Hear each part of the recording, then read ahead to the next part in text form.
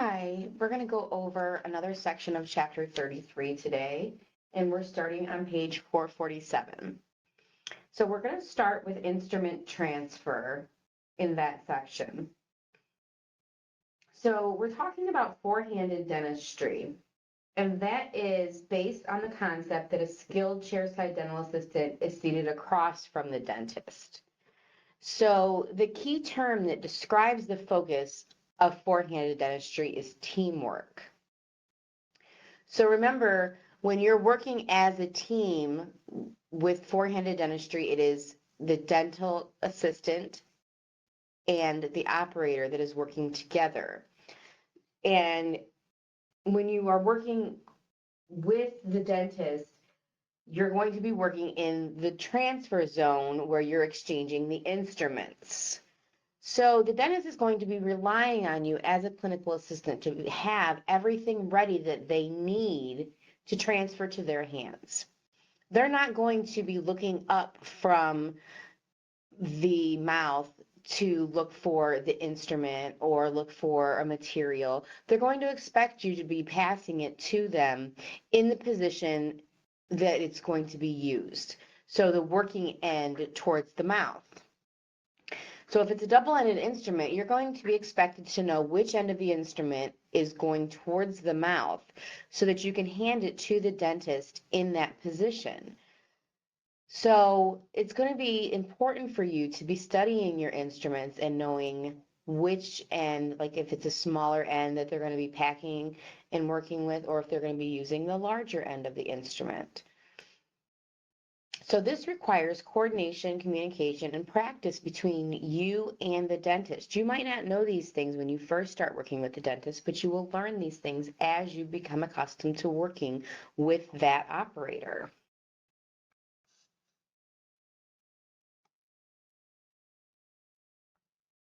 So it's important that you understand the sequence of the procedure and you anticipate when instrument transfer is required. So when you're setting up your procedure, it's important that you have the instrument set up in the sequence that they're going to be used from left to right on the tray. You're going to transfer the instruments and the materials typically with your left hand as long as you're working with a right-handed operator. It will be opposite if you're working with a left-handed operator. Then you'll be transferring with your right hand.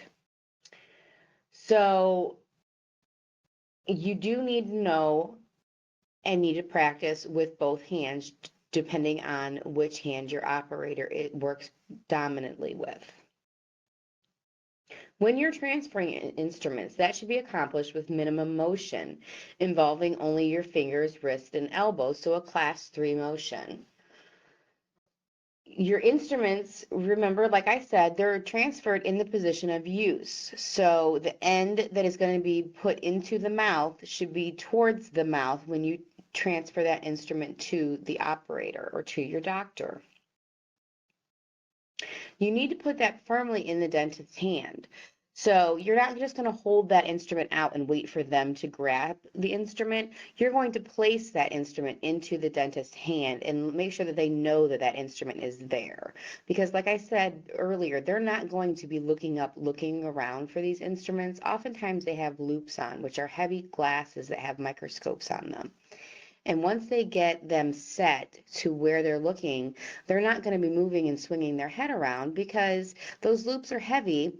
And once you get it focused in on the spot that you want, you don't want to lose focus and sight on that spot. So they're going to stay looking at that spot and they're not going to move their eyes. So you need to place those instruments in their hands so they know that they're there before they move their hand. So with instrument grasps, there are 3 basic grasps. One grasp is called a pen grasp, and that basically you're holding the instrument the same way you would hold a pen. When you do a palm grasp, that is when you hold the instrument securely in the palm of your hand. And a palm thumb grasp is when you're holding the instrument in the palm of your hand and your thumb is used to stabilize and guide the instrument. If you look at figure 33.7 in your book, it will show you all three of these grasps. So A is the pen grasp, B is the palm grasp, and C is the palm thumb grasp.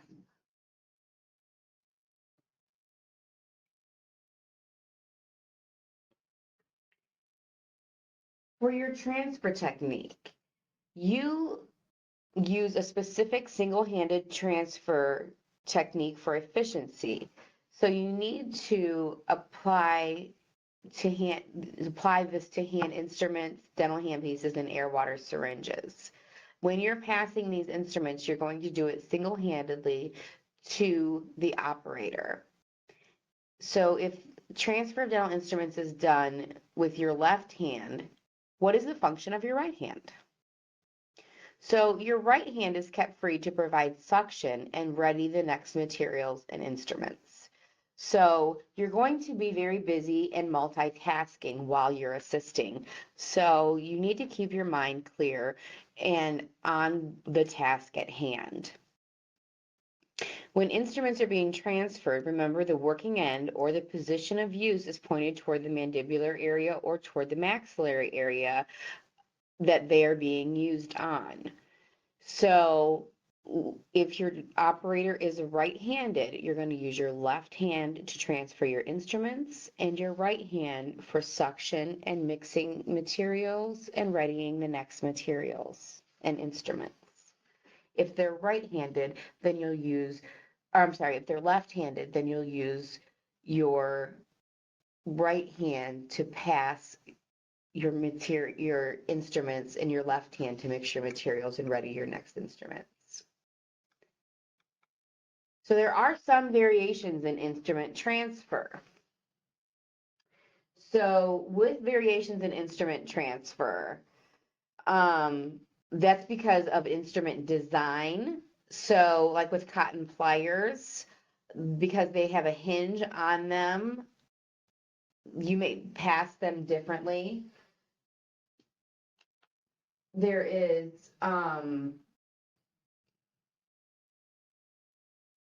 when you're passing a mirror and explorer, you can pass them differently. So that's a variation in instrument transfer.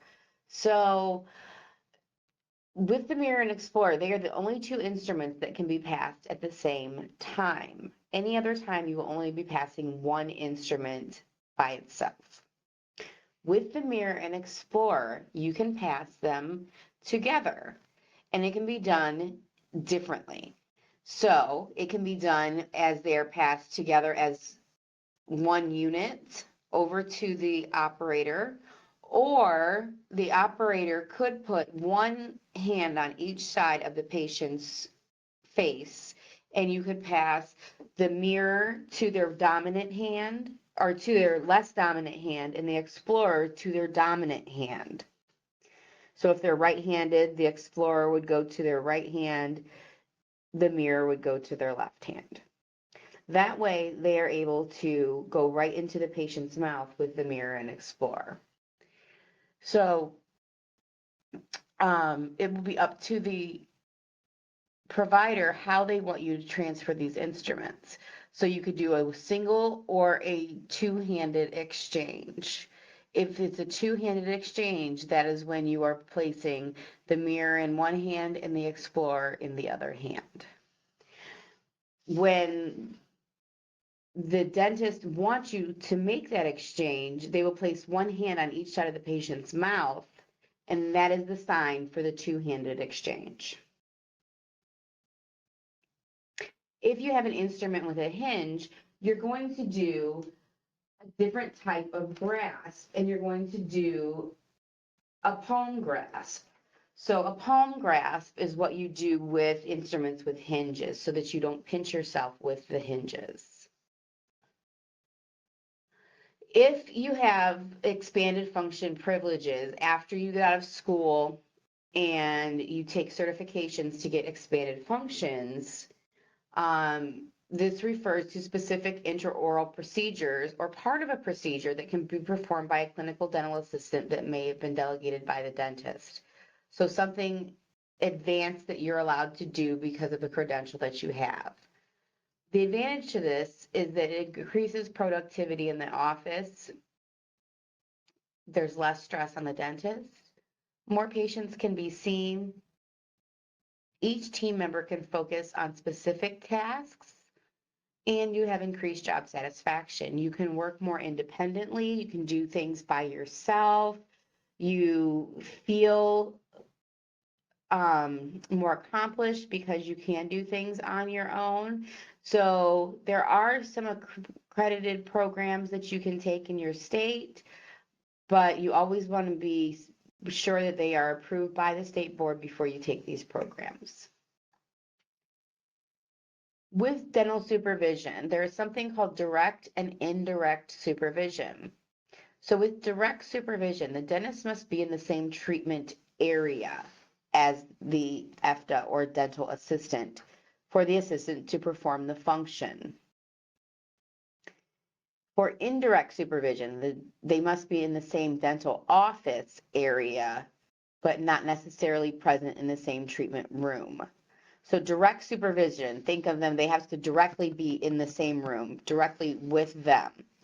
Indirect, they have to be in the same office, but not necessarily the same room as them for them to provide that treatment.